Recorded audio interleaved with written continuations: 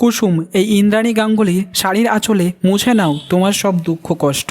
এই বলে আঁচলটা এগিয়ে দেয় ইন্দ্রাণী। সম্পূর্ণ জানতে হলে চ্যানেলটি সাবস্ক্রাইব করে ভিডিওতে লাইক দিয়ে দেখতে থাকুন। কুসুম সিরিয়ালের আজকের পর্বে দেখা যায় কুসুমদের বাড়িতে শঙ্কর কাকা খুব রেগে যায় এবং ছুরি বের করে বলতে থাকে, আজ ওই অজয়কে আমি শেষ করে দেবো, যে হাত দিয়ে আমার মেয়ের উপরে অত্যাচার করেছে সেই হাতটাকে আমি কেটে দেবো। এই বলে হন্তদন্ত হয়ে বেরোতে যাবে, তখন কুসুম তাকে আটকে দেয় এবং ছুরিটা তার হাত থেকে ফেলিয়ে দেয় দীপালি আন্টি এবং কুসুম মিলে, এবং কুসুম তোর বাবাকে জড়িয়ে ধরে। এদিকে তার বাবা বলে, আমি পারলাম না। কাঁদতে কাঁদতে কুসুমের মায়ের সামনে বলে, তোমার মেয়েকে আমি আগলে রাখতে পারলাম না, আমি সফল বাবা হতে পারলাম না বলে কাঁদতে থাকে। অন্যদিকে দেখা যায় গাঙ্গুলি বাড়িতে সব নিয়ে আলোচনা হতে থাকে কুসুমের এই ঘটনা নিয়ে। এখানে রাজ বলতে থাকে, ভাগ্যিস আয়ুষ সেখানে পৌঁছে গিয়েছিল ঠিক সময় মতো, না হলে যে কি হতো আজ। ওই অজয় বলে ছেলেটার কি হলো, ওকে ধরতে পেরেছিলে তুমি?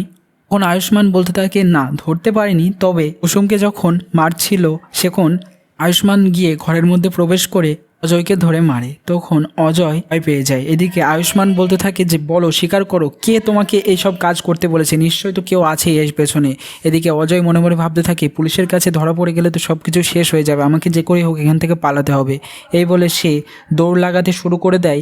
আয়ুষ্মান এবং কুসুমও পিছন পিছন দৌড়াতে আসে। এদিকে একটা অজয় ইট দেখে সেটাকে ছুঁড়ে মারে এবং কুসুমের মাথায় গিয়ে আঘাত লাগে। তখন কুসুম আয়ুষ্মানকে জড়িয়ে ধরে। তারপর আয়ুষ্মান বলে, তুমি ঠিক আছো তো? কুসুম বলে হ্যাঁ। এদিকে দেখা যায় ঈশান ভাবতে থাকে, সব সময় দেখেছিল দেবলীনার সঙ্গে কথা বলতে ও অজয়ের, তাহলে এর পিছনে তো তুমি নেই। তখন দেবলীনা বলে, এসব কি বলছো তুমি? এসবের পিছনে আমি কেন থাকবো? আর কুসুমের বিয়ে হচ্ছিল ওর সঙ্গে, সেজন্যই ওর পাশে ছিলাম। এদিকে ইন্দ্রাণী বলে, তাহলে তোকে পুলিশকে জানাতে হবে। তখন দেবলীনা চিৎকার দিয়ে বলে, না।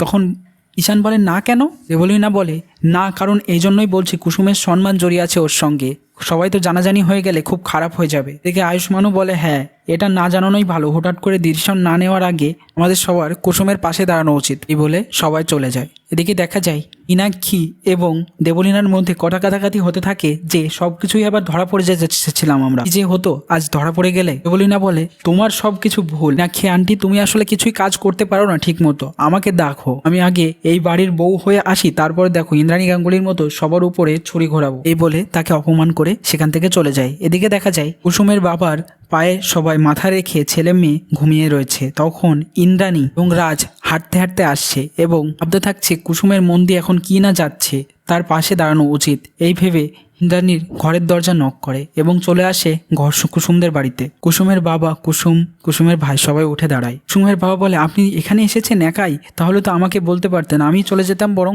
ইন্দ্রাণী বলে, আমার কুসুমের সঙ্গে একা কিছু কথা আছে। তখন কুসুমের বাবা শঙ্করবাবু এবং ঘন্টু মিলে বাইরে চলে যায়। কুসুমের কাছে আসে ইন্দ্রাণী। কুসুম মাথা নিচু করে দাঁড়িয়ে থাকলে ইন্দ্রাণী বলে, কেন এরকম মাথা নিচু করে দাঁড়িয়ে রয়েছো? তুমি মাথা উঁচু করে দাঁড়াবে কুসুম। তুমি আমাকে শেয়ার করো, কি হয়েছিল তোমার ওখানে? দুঃখ কষ্ট ভাগ করে নিলে সেটা কম হয়ে যায়। তোমার বাবাকে হয়তো সবকিছু বলতে পারোনি। এখন কুসুম সবকিছু খুলে বলে তার সঙ্গে কি কি হয়েছিল, অজয় তার উপরে জোর খাটিয়ে কি কি করছিল। ভাগ্যিস সেই সময় আয়ুষ্মান পৌঁছে গিয়েছিল, না হলে যে কুসুমের আত্মহত্যা করা ছাড়ার কোনো পথ থাকতো না। এই বলতেই ইন্দ্রাণী রেগে চিৎকার করে বলে, এই কথাটা একদম মাথায় আনবে না, আমার মুখে এই কথা যেন আমি আর দ্বিতীয়বার না শুনি, তাহলে কিন্তু খুব খারাপ হয়ে যাবে। তখন কুসুম চুপ হয়ে থাকে। তারপর ইন্দ্রাণী নিজের শাড়ির আঁচলটা কুসুমের দিকে বাড়িয়ে দিয়ে বলতে থাকে, আজ তোমার সব দুঃখ কষ্টের আমার এই শাড়ির আঁচলে করে আমি তোমায় দিলাম, এবার নতুন শুরুর পালা। তখন কুসুম সেই শাড়ির আঁচলটা নিয়ে চোখের জল মুছে নেয়। কেমন লাগলো কমেন্টসে জানিয়ে এখনই সাবস্ক্রাইব করে নাও।